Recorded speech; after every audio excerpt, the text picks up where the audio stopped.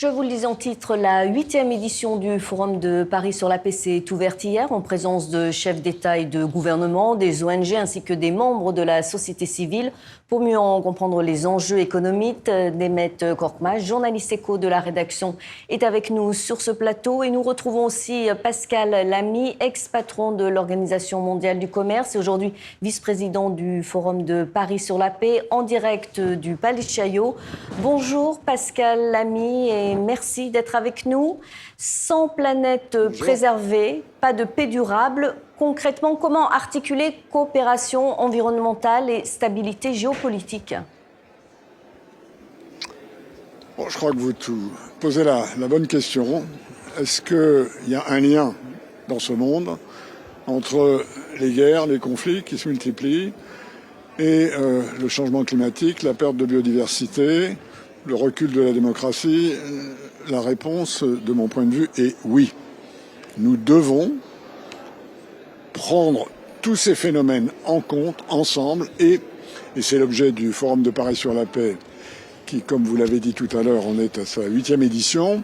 Nous devons réinventer, reformater, renouveler les modalités, les manières de coopérer à l'international.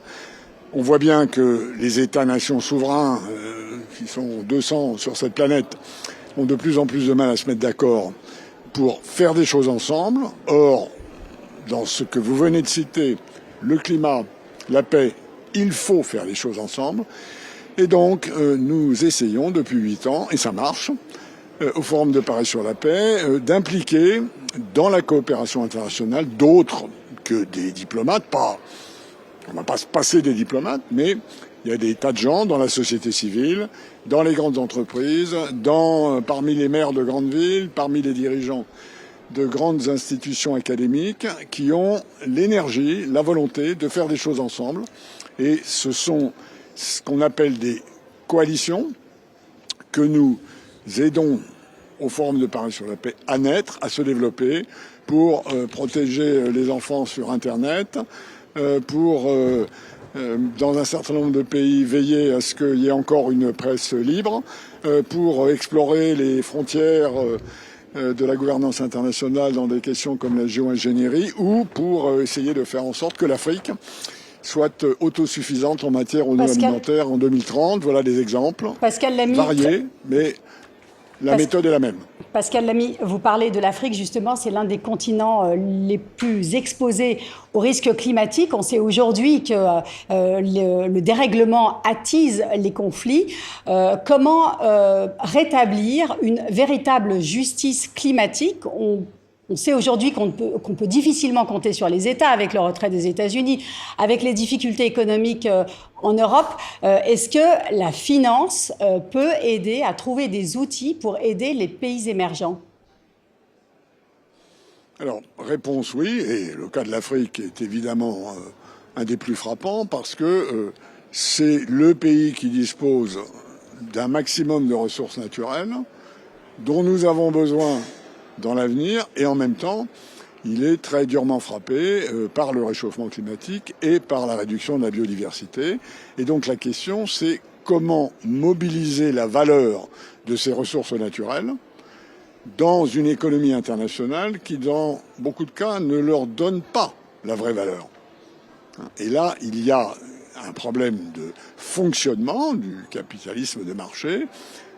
Et si, par exemple, on donne un prix négatif, on pénalise les émissions de carbone, mais que par ailleurs on rémunère l'absorption de carbone, et beaucoup d'agricultures africaines ou de forêts africaines sont capables de faire ça, alors on leur donnera une valeur, une vraie valeur, qui permettra à des investisseurs de faire au fond de l'argent avec ces ressources naturelles qui sont, dans la plupart des cas, dans le cas africain, beaucoup plus propres qu'ailleurs.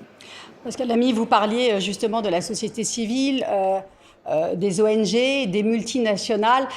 Comment faire en sorte que ces deux acteurs, par essence antinomiques, puissent travailler et converger vers les mêmes objectifs ? Eh bien ça, c'est notre secret de fabrication. Au Forum de Paris, on a inventé des moyens de faire travailler ensemble des gens qui, effectivement, comme vous le dites, que ce soit des grandes entreprises, que ce soit des organisations de la société civile, que ce soit des grandes villes, qui de temps en temps ne travaillent pas naturellement ensemble, en les réunissant sur des causes précises. Par exemple, assurer à échéance de 2030 l'autosuffisance alimentaire de l'Afrique. On a commencé à 2-3, maintenant on est 30 ou 50 organisations qui travaillons ensemble dans cette direction. On est beaucoup plus puissant quand on est ensemble et quand on se met d'accord sur, au fond, ce qu'il faut faire. Ce que, pour un certain nombre de raisons, les diplomates classiques ont du mal à faire. Si on prend des entrepreneurs, de la société civile, des populations locales, des jeunes, et le Forum de Paris sur la paix est une organisation jeune dans laquelle interviennent beaucoup de jeunes sur beaucoup de continents, alors on y arrive. Et selon vous, Pascal Lamy, quelle doit être la priorité numéro 1 aujourd'hui pour éviter une nouvelle grande fracture mondiale? Je crois que la grande priorité, c'est l'environnement. C'est la plus existentielle. Si nous ne parvenons pas à limiter le réchauffement climatique ou à arrêter cet incroyablement rapide dommage qui est fait à la biodiversité, alors c'est notre existence même.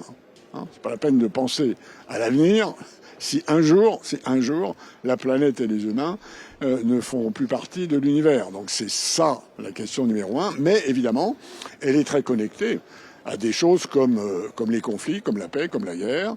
Et au fond, ce que l'Organisation des Nations Unies appelle une seule santé pour les gens, pour les pays, pour la nature, c'est ça le vrai concept.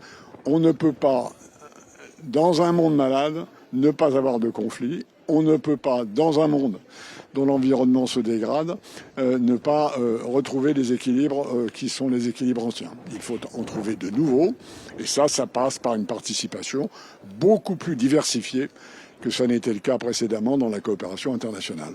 Et comment convaincre les pays qui doutent encore du multilatéralisme que la coopération internationale reste la meilleure voie face aux crises mondiales? S'il s'agit de réparer le système ancien, en quelque sorte, qui consiste à donner le monopole de la coopération internationale à des États-nations souverains, ça mettra beaucoup de temps parce qu'on voit bien, par exemple, dans le cas de la rivalité entre les Chinois et les Américains, qu'ils ont beaucoup de mal, étant en rivalité, à se mettre d'accord sur quelque chose. Et donc, notre idée à nous, au Forum de Paris sur la paix, c'est de contourner ces gros éléphants diplomatiques en s'adressant directement à des acteurs dont l'intérêt est de parvenir à des résultats. Et c'est le cas, par exemple, d'organisations de la société civile qui sont extrêmement puissantes dans le monde, comme WWF ou Greenpeace, et qui ont, eux, beaucoup plus, et ça, ils ont ça en commun avec le business ou avec des élus de grandes villes, d'obtenir à court terme des résultats qui sont ceux que les populations Pascal demandent, Lamy, très en quelque rapidement. sorte, sans passer par le gros machin. Pascal Lamy, très rapidement, est-ce que c'est cette lutte féroce entre les États-Unis et la Chine n'est pas la traduction d'un déséquilibre au sein même des organisations internationales? Est-ce que ces organisations ne reflètent plus les rapports de force et les équilibres actuels? Et comment peut-on y remédier pour que chacun ait sa place?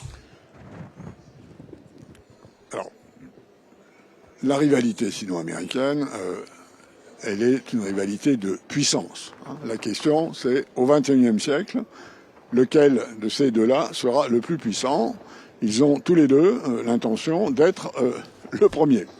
Et le système international ne changera pas ça, tout en reconnaissant que pour tout un tas d'autres pays qui sont des pays en développement, qui n'étaient au fond pas à la table de l'organisation du système international à la fin de la Seconde Guerre mondiale, il y a des changements à faire.